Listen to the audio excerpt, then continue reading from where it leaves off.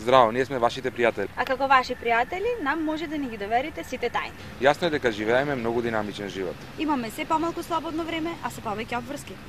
Работа, семејство, поголема желба за дружење, но и повеќе стресови.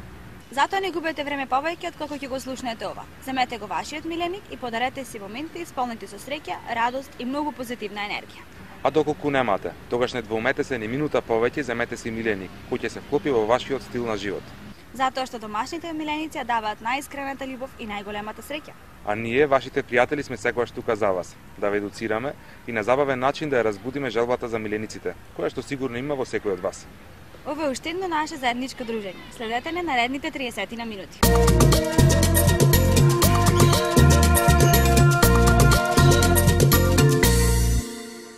Денес ќе разговараме за јапонска раса на куче, која што е повеќе позната со филмот Хачико со Ричард Гир.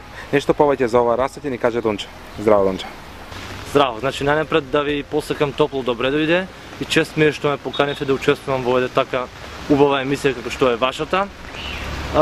Значи, љубовта кон милениците кај мене се роди уште од раното детство.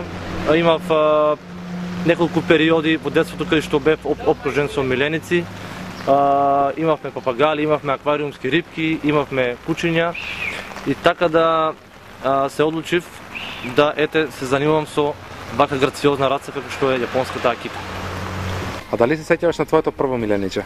Да, моите први миленици беа два папагали кои што ни беа подарок на мене и на брат ми од нашите родители. Значи ги чувавме извесно време и потоа следуваа други, следуваа неколку мачиња, неколку кучиња и така продолживме понатаму. Кажи ми, зашто се одлучи да ја земеш токму оваа раса? Ајде еден краток опис на твоите кучиња. Значи вак, како што и некои други одгледувачи биле пленети од некои други раси, така и јас оваа раса ме плени затоа што е премногу емотивна и приврзана кон сопственикот. Сопственик сум на 4 преубави акити. Денеска со нас е Мико од долината на самураите. Значи тоа е женка која што потекнува од француска гледувачница. Таа има само 19 месеци, гледат изгледа прекрасно. Значи незините родители се директен увоз од Јапонија и се донесени во Франција. Што се одликува до женката, таа е во прекрасна кондиција како што гледате моментално. Значи тоа.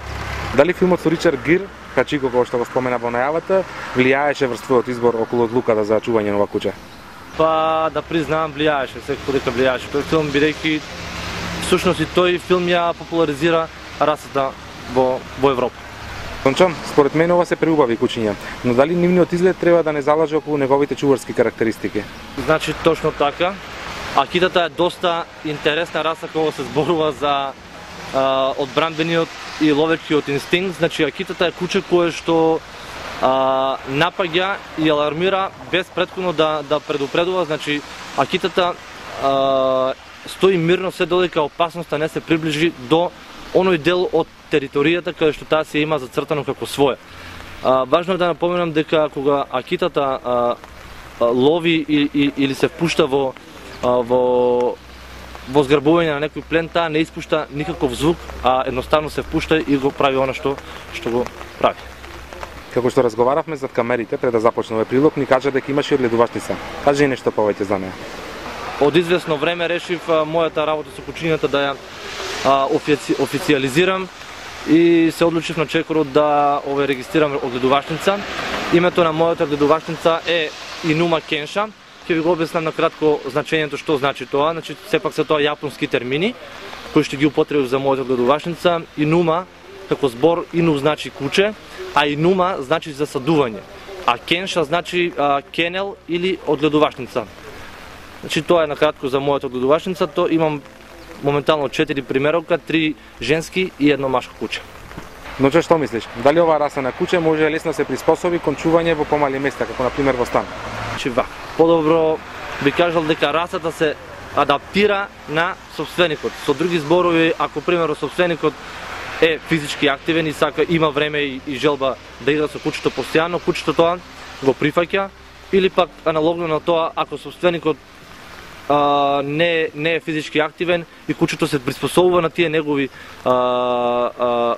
желби или таа временска рамка која што тој ја има. Всушност најважно е кучето да биде на исто место со собственикот и да му биде обрнато внимание, тоа сепак ќе се прилагоди, дали било тоа на голема физичка активност или пак не толку активно, значи што се однесува за нив тоа ќе го прифатат ако нели собственикот им го наложи. Баш ме интересира пред да ја земеш оваа раса, дали се распрашуваш околу неговите карактеристики? Значи да бидам искрен, претходно немав директен контакт со Акита, значи се беше на она информација базирана на некои статии за расата и за некои други особини кои што ги поседува оваа раса, но кога станав собственик на една Акита, значи бев изненаден од незините тврдоглаво, но интелигентни постапки, бидејќи се работи за едно доста тврдоглаво куче кое што во исто време е и доста интелигентно и ако не се работи со него како што треба или по правилен пат, може да работите да тргнат во негативен ефект. Ајде кажи ни сега нешто повеќе околу историјата на оваа раса на кучиња. Како настанала?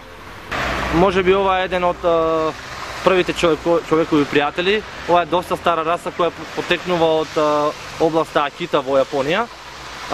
Расата има... Стана малку немирно. Расата имаше неколку падови додека да го добие пак автентичниот вид. Значи таа беше украстувана со германски овчари, со мастифи, за на крај да биде одделена во 3 различни сорти.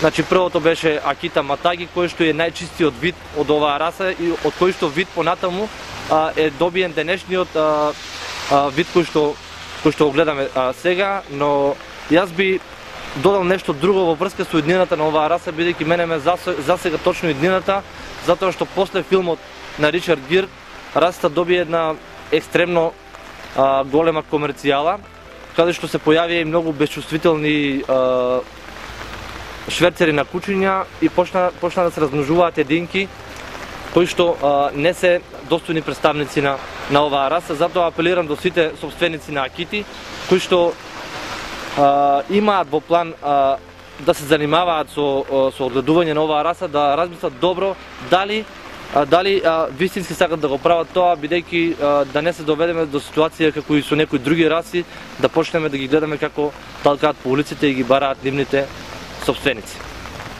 Кажи ми, која е разликата помеѓу америчката и јапонската Акита? Дали покрај изгледот имаат и други разлики? Разликата е очигледна кај овие две раси. Едната раса е малку помасивна од другата, значи ако збориме екстериерно. Ако збориме по карактер, мислам дека имаат некои општи линии, затоа што сепак во американската Акита тече и јапонска крв, значи таа произлегува точно од ова куче. Не сакам да заземам некој си став околу тоа која е подобра раса, едноставно ги сакам сите кучиња што се од примитивен шпиц тип, сите кучиња што спаѓаат во групата на поларни раси, едноставно ме привлече овој автентичен вид на Акита и затоа се одлучив да чувам токму оваа раса. А во кои бои може да ја сретнеме оваа раса на кучиња? Значи оваа раса варира во неколку бои.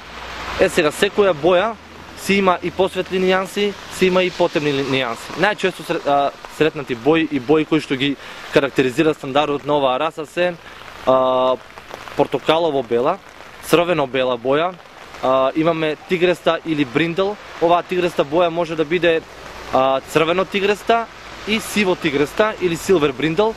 И останува да ги споменам и двете други бои, тоа се чисто белата боја без никакви примеси на други бои и бојата сусам која што се карактеризира со жолтеникава, светло жолтеникава боја со примеси на црни влакна на гребенот на кучето или некаде по околу телото на кучето.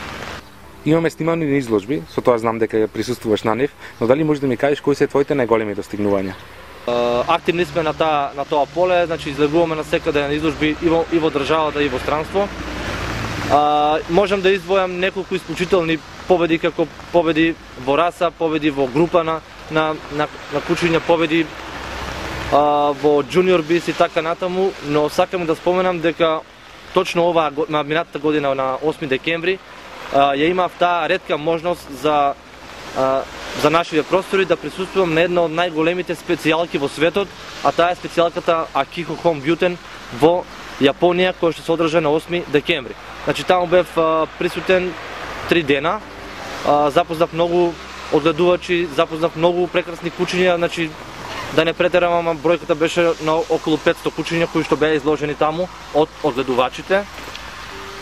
Друго што сакам да спомнам е дека од таму се вратив со еден прекрасен примерок, една млада женка на 10 месеци, која што е собственост на одгледувачница од соседна Република Бугарија, се вика Кацу Кента, значи еве еден поздрав до нив, значи тоа се мои долгогодишни пријатели со кои што јас соработувам и чест и задоволство им беше да можам да изберам едно куче кој што тие го поседуват и кој што е редок примерок на овие простори. И ти ги спомна изложбите во Јапонија, која е разликата помеѓу нашите изложби и изложбите во Јапонија? Значи вака, јапонците како што кажав и претходно, ако Европа или ако Балканот се движи бавно во развојот на акитата, значи јапонците тоа го прават трчајки, значи работите одат таму во нагорна линија, тие си имаат своја федерација која што се занимава со стандардот и има доста различни типови на судење кога се работи за јапонската акита. Тие ги судат кучињата во еден круг, голем круг, нацртан од страна на организаторот. Значи кучето се поставува во кругот, користат автентични огрлици кои што се заштитен знак во излагањето на акитата. Значи оваа огрлица е точно од таму, значи од еден петшоп во Јапонија, каде што нели се продаваат за излагачите да имаат можност да се купат, и ова е еден поводник кој што исто така е од автентичен тип.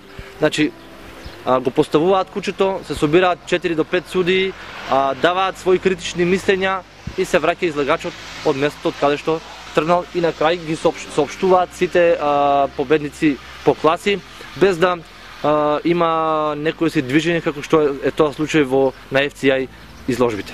Како што гледаме сега е периодот на митарење, се митари твоето куче, па дали можеш да ми кажеш како се справуваш околу негата и хигиената на влакното? Акитите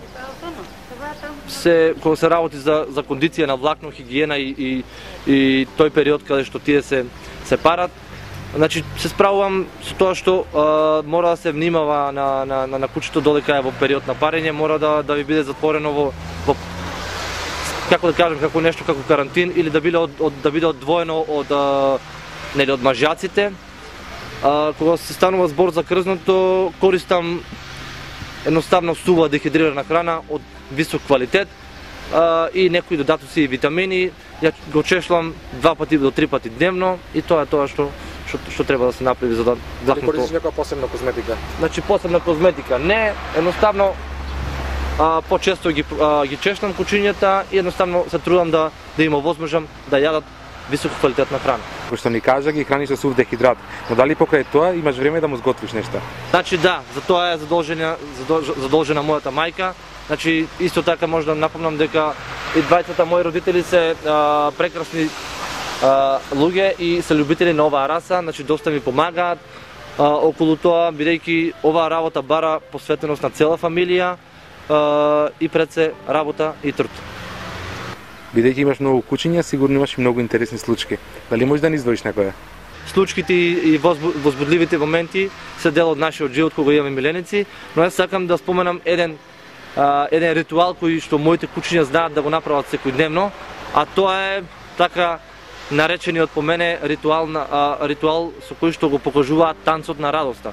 Што се случува всушност кога кучето го прави тој ритуал? Значи пред да го земам поводникот за да одиме на шетање, едно од моите кучиња, тоа е мојот најстар маже кој што има 5 години. Значи пред да му го ставиме поводникот, тој се врти во круг и се обидува да си ја гризне опашката, и тоа јас го нареков како еден вид на танц на радоста затоа што знае дека после тоа следува нели една убава прошетка. Дончо, дали може да ни покажеш каков треба да биде изгледот на една кита? Китата е примитивен шпиц тип на куче, спаѓа во петата FCI група. Значи ова куче е со средна големина, се карактеризира со релативно племенита глава, значи проследена од мали триаголни уши, значи добро развиен стоп. Очите се скоро триаголни со темно кафеава боја, значи колку бојата е потемна, толку е подобро. Главата завршува со една нежна муцка на која што е поставена малата и црна носна печурка. Сега, акитата според стандардот на FCI, женките не треба да бидат повисоки од 61 см, а мажаците до 67 см. Дозволено е отстапување плюс минус 3 см од дозволеното. Опашката, како што гледате, треба да биде завиена, цврсто завиена и да образува круг. Друго нешто што сакам да спомнам за оваа раса и што е многу важна особина кога станува збор за давање на критики на јапонската акита, е тоа што оваа раса има, како и некои други раси, но сепак тука е поизразена. Станува збор за ураџирото на кучето. Што е всушност тоа ураџиро? Гледате дека црвената боја на телото е проследена во внатрешноста со контрабоја, а тоа е белата боја, или како што велат јапонците, се што гледа кон сонцето треба да биде црвено, а се што гледа кон земјата треба да биде бело.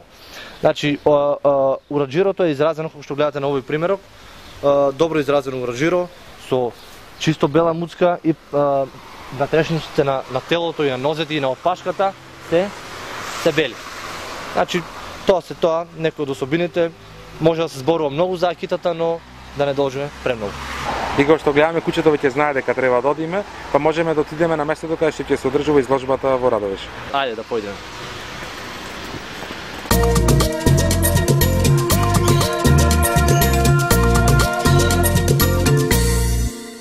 Еве, ние пристигнавме на местото каде што ќе се одржува изложбата во Радовиш.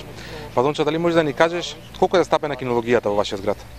Значи последните 3 години откако е формирано кинолошко друштво Фамилиарис, значи кинологијата и кинолошката свест во Радовиш се подигна на едно завидно ниво.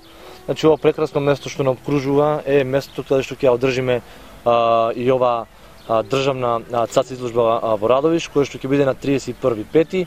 недела.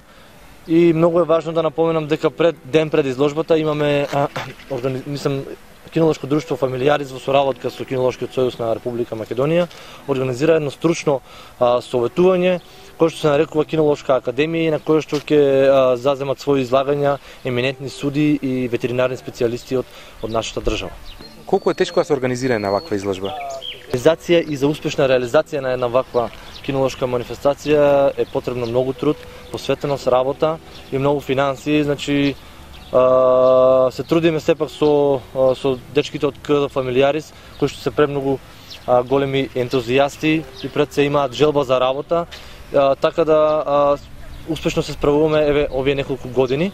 Јас сакам оваа прилика да ја искористам да упатам и една голема благодарност до нашите поддржувачи кои што секоја година не поддржуваат во остварување на овој наш сон. Тоа се советот на општина Радовиш и градоначалникот на општина Радовиш. Еден поздрав до нив. Кои се твоите очекувања? Што мислиш? Колку кучиња ќе се пријават на оваа изложба? Значајно е да напоменам дека оваа година претежно гледам дека имаме пријави од странски излагачи и сето тоа ми дава мотив за работа и мотив за тоа дека сме прогресивни и дека одиме напред. Значи очекуваме околу над 100 кучиња, од кои што меѓу нив ќе бидат застапени едно 30-40 различни раси на кучиња, така да да искористам оваа прилика да ги охрабрам сите оние што досега не го пријавиле својот миленик да го направат тој чекор и да повелат да се дружиме на 31 на кинолошката манифестација во Радовиш. Ајде да им кажеме на нашите гледачи што се е потребно за да се пријави едно куче на ваква изложба. Значи бидејќи е државна изложба, пред се кучето мора да има, значи, легитимен родовник издаден од некоја национална организација на FCI, национална канцеларија на FCI, значи освен родовникот кучето треба да има некоја си минимална ринг дресура или социализација, да може да се движи во рингот без да покажува знаци на плашливост, за да може судијата, нели, да ги оцени неговите квалитети од екстериерен вид. Тука да напоменеме дека не е битно само да имаат миленик што има педигре, сепак секој оне што ги сака животните може да дојде на ова манифестација и да ги погледне животните што се тука. Апсолутно, да, значи нека повелат сите оние љубители на кучиња, кинолози, кинофили, значи да видат оваа прекрасна радовишка манифестација која што зазема се поголем замав во Источна Македонија. Еден апел за крај? Значи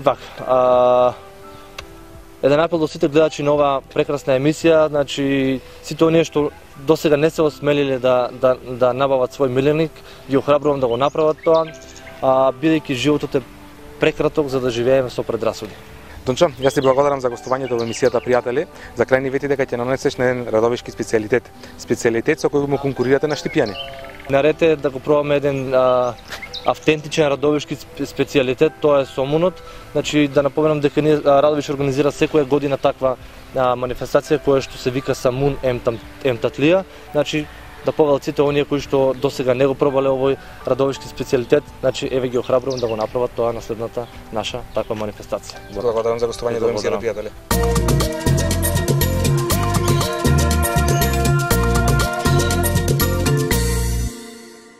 Фантастична наградна игра со Елит кафе до многу награди и пари. Купи го твоето омилено Елит, погледни во внатрешноста и можеш да освоиш многу награди. По 10 телевизори, фрижидери, машини за перење, аголни гарнитури, трпезариски маси и 10 пати по неверојатни 100.000 денари. Епа на здравје кафе со Елит кафе.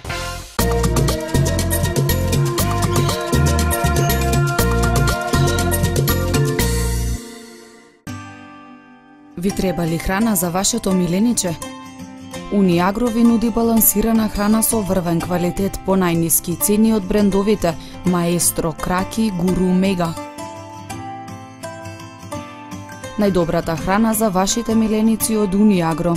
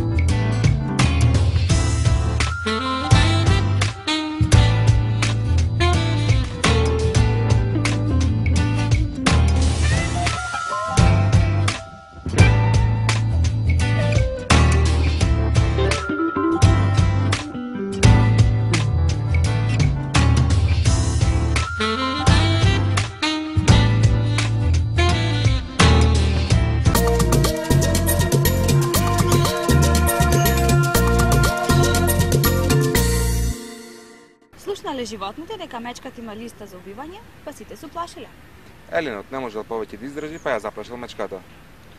Слушам, мечко, имаш листа за убивање? Имам. А мене има на листата? И тебе ти има. Наредниот ден го наоѓаат Еленот мртов. Волкот бил вториот што се уплашил и отишол и тој кај мечката да ја запраша.